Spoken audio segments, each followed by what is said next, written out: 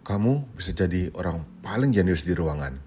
Tapi kalau kamu gak disukai, ya kamu tetap sendirian makan siang di pojokan pantry. Tenang, gue gak ngajarin kamu jadi penjilat. Gue cuma ngajarin cara versi terbaik dari dirimu yang bikin orang lain bilang, gue suka banget deh ngobrol sama dia.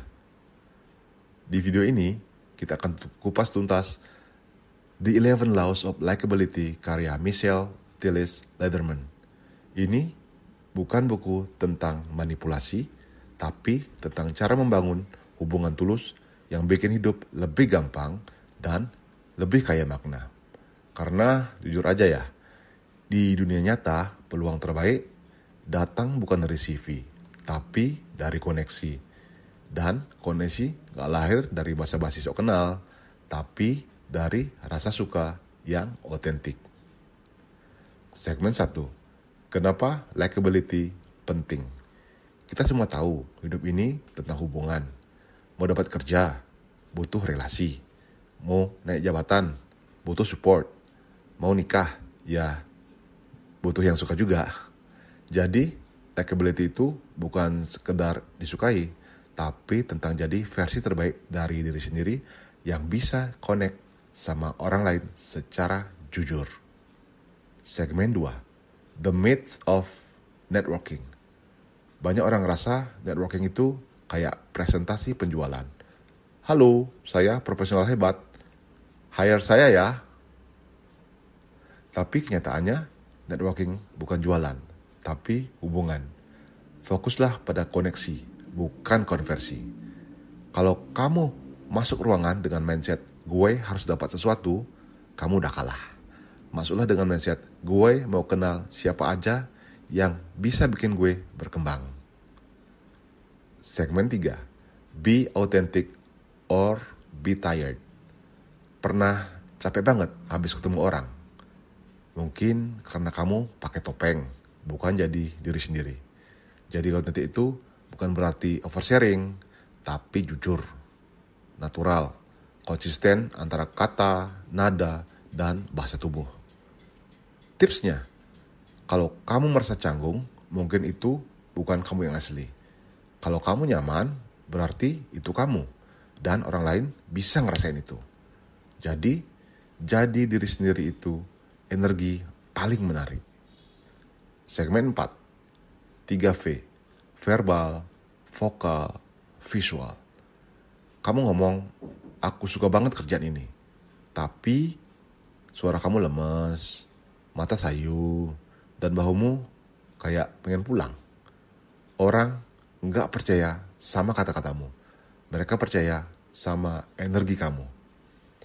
Menurut Albert Mahrabian, 7% itu kata-kata, 38% nada suara, dan 55% bahasa tubuh. Jadi kalau kamu pengen disukai, tubuhmu harus bilang hal yang sama kayak mulutmu. Segmen 5. Rasa ingin tahu adalah superpower. Gimana caranya bikin obrolan ngalir kayak kopi tubruk pagi-pagi? Jawabannya, jangan coba terlihat menarik. Jadilah orang yang tertarik. Ajukan pertanyaan terbuka. Apa yang bikin kamu suka pekerjaan itu? Kenapa kamu pilih jurusan itu? Gimana cara ceritanya kamu bisa nyasar ke dunia podcast? Dan dengarkan, beneran dengarkan. Karena orang bisa ngerasain kalau kamu cuma nunggu giliran ngomong. Segmen 6. Listening levels. Ada 3 level mendengarkan. 1. Mendengarkan ke dalam, dihubungkan ke pengalamanmu. 2. Mendengarkan keluar, fokus pada orangnya. 3. Mendengarkan intuitif, fokus pada energi, ekspresi, nada suara. Yang bikin kamu disukai adalah yang ketiga. Kalau kamu bisa bikin orang merasa gue didengerin, gue dihargai, mereka akan ingat kamu, suka kamu, dan percaya kamu. Segmen 7. Persamaan itu lem. Mau cepat nyambung, cari kesamaan. Sama-sama suka anime, sama-sama korban dosen killer sama-sama makan siang di warteg yang sama. Boom! Itu jembatan emosional yang bikin nyaman. Orang itu kayak magnet, kita tertarik ke yang mirip. Jadi selalu cari titik temu, bukan menang debat.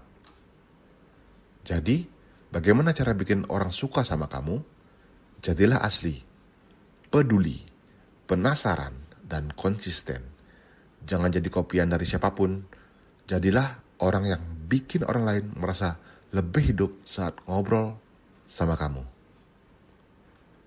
Karena pada akhirnya, orang gak akan ingat semua kata-katamu. Tapi mereka akan ingat gimana perasaan mereka setelah ngobrol sama kamu. Dan itu, teman-teman, adalah kekuatan orang yang disukai.